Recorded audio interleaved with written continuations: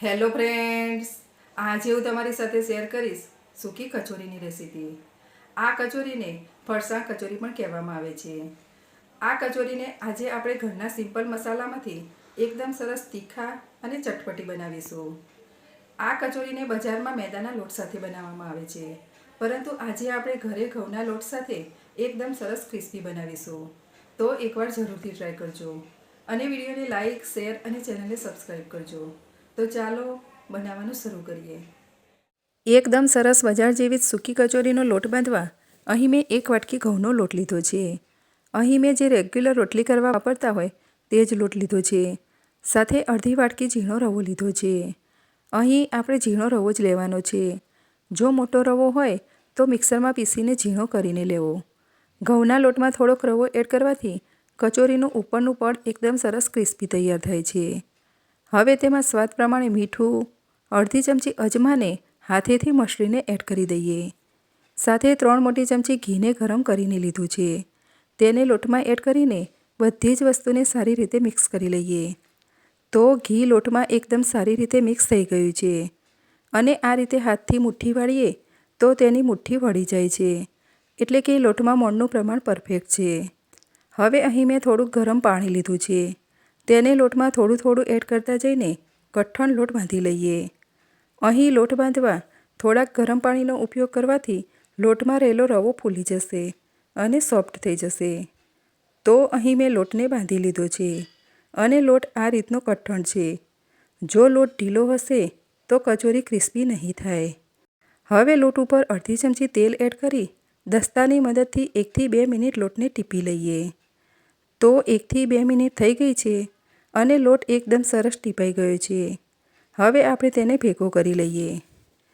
તો એકદમ સરસ સ્મૂથ લોટ કચોરીના બહારના લેયર માટે બંધાઈ ગયો છે. હવે તેને ઢાંકીને 15 થી 20 મિનિટ રહેવા દઈએ. હવે કચોરી માટે મસાલો બનાવવા 2 ચમચી સૂકા ધાણા, 1 ચમચી લીલી વરિયાળી, 2 ચમચી સફેદ તલ, 1 ચમચી જીરું, 1 ચમચી કાળા મરી, 8 થી 10 લવિંગ અને 1 ટુકડો તજનો એડ કરી બધી જ વસ્તુને રોસ્ટ કરી લઈએ. સૂકા મસાલાને આ રીતે રોસ્ટ કરવાથી તેની એકદમ સરસ ફ્લેવર કચોરીમાં આવે છે અને કચોરી લાંબા સમય સુધી સારી રહે છે. તજ, લવિંગ અને કાળા મરીની જગ્યાએ તમે 1 ચમચી ગરમ મસાલા પાવડર પણ લઈ શકો છો. તો 1 થી 2 મિનિટમાં મસાલા એકદમ સારી રીતે શેકાઈ ગયા છે.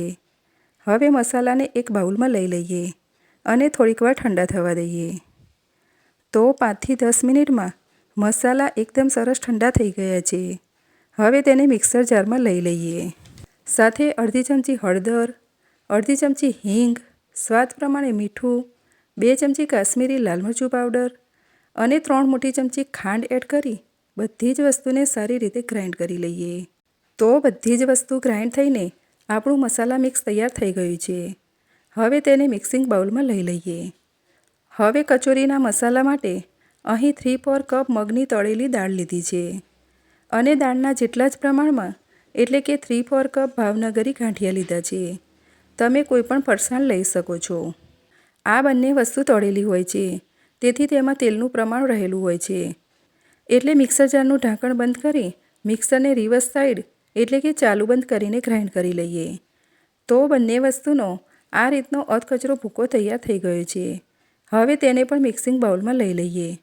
સાથે 1 ચમચી સફેદ તલ, 2 ચમચી કાજુના ટુકડા, 2 મોટી ચમચી કિસમિસના ટુકડા, 1 ચમચી પિસ્તાના ટુકડા અને ખટાશ માટે 2 ચમચી આંબલીનો પલ્પ એડ કરી બધી જ વસ્તુને સારી રીતે મિક્સ કરી લઈએ.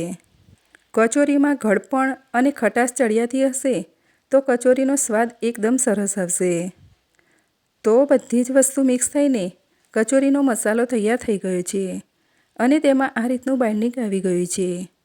જો આ સમયે તમારો મસાલો થોડોક છૂટો રહેતો હોય તો તેમાં થોડુંક તેલ એડ કરી દેવું, જેથી તેમાં બાઇન્ડિંગ આવી જશે. હવે થોડુંક સ્ટફિંગ હાથમાં લઈને હાથથી આ રીતે દબાવીને મીડિયમ સાઇઝના બોલ્સ બનાવી લઈશું. તો અહીં મેં બધા જ સ્ટફિંગના બોલ્સને બનાવી લીધા છે. હવે 20 મિનિટ પછી લોટને જોઈએ તો લોટ એકદમ સારી રીતે સેટ થઈ ગયો છે. હવે લોટમાંથી એક લુઓ લઈને આ રીતે ગોળ વાળી લઈએ.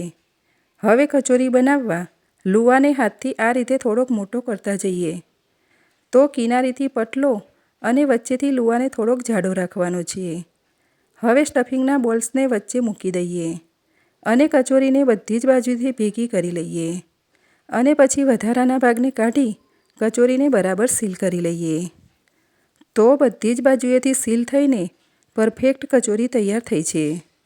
હવે કચોરીને વણીને બનાવવા થોડોક લુવો લઈને ગોળ વાળી લઈશું અને વેલણથી મીડિયમ સાઇઝની પૂરી બનાવી લઈશું અને વચ્ચે સ્ટફિંગનો બોલ મૂકી બધી જ બાજુએથી ભેગો કરી વધારાના ભાગને કાઢી લઈશું અને બરાબર સીલ કરી લઈશું.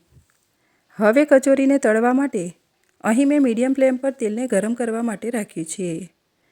લોટનો થોડોક ટુકડો તેલમાં નાખતા લોટ થોડીવાર રહીને પછી ઉપર આવે છે, એટલે કે આપણું તેલ મીડિયમ ગરમ છે. હવે ગરમ તેલમાં એક એક કરીને કચોરીને તળવા માટે એડ કરી દઈએ. તો અહીં મેં કઢાઈમાં સમાય તેટલી કચોરી એડ કરી દીધી છે. કચોરીને આપણે પલટાવવાની ઉતાવળ નથી કરવાની. આ કચોરીને આપણે ક્રિસ્પી તૈયાર કરવાની છે, એટલે એકાદ મિનિટ પછી કચોરીને હલાવતા જઈને પલટાવી લઈએ અને મીડિયમ ટુ લો ફ્લેમ પર કચોરી ક્રિસ્પી થાય ત્યાં સુધી તળી લઈએ. જો હાઈ ફ્લેમ પર કચોરીને તળશો તો કચોરી ક્રિસ્પી નહીં થાય. તો લગભગ 10થી 12 મિનિટ જેવું થઈ ગયું છે અને કચોરી તળાઈને ક્રિસ્પી થઈ ગઈ છે. હવે તેને ઝારાથી આ રીતે કાઢી લઈએ. તો એકદમ સરસ ક્રિસ્પી અને ખાવામાં ટેસ્ટી એવી કચોરી બનીને તૈયાર થઈ ગઈ છે. એકવાર જરૂરથી ટ્રાય કરજો અને મારી ચેનલને સબસ્ક્રાઈબ કરજો. તો ફરી મળીએ એક નવી રેસીપી સાથે.